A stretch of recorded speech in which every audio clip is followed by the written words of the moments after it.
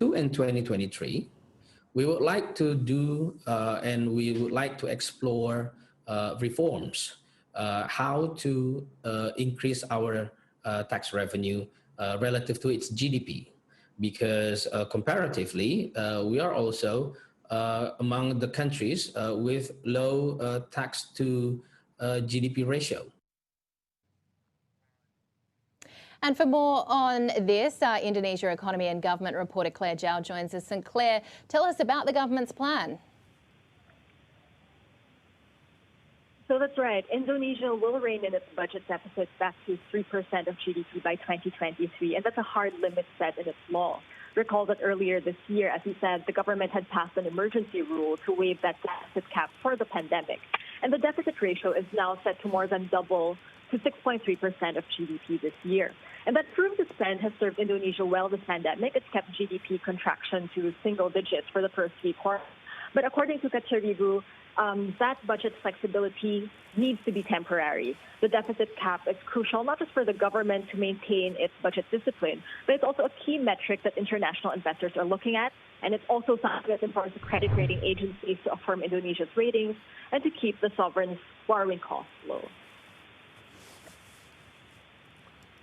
Tell me something here, how feasible, though, is it to return to that cap, given how much money's had to be spent of late? It's a fair question. I mean, as of November, tax collections have been down nearly 20% for Indonesia. But according to Kaceribu, it's possible, though not without an uphill climb. Tax collections will likely still be strained in 2021, mostly because Indonesia has cut corporate income taxes and offered a raft of fiscal incentives as a form of or as a form of pandemic relief. One route they could take is tax reform. Kaceribu has said that agriculture and some premium and health and education services could warrant higher tax rates. Although one assurance he's given is that any tax hike will likely wait until 2022 to give the economy a bit of breathing room first before any higher taxes.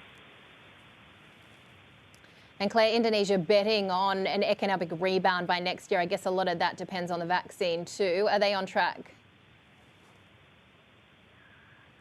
The vaccine will form a part of that economic rebound that's set for 2021.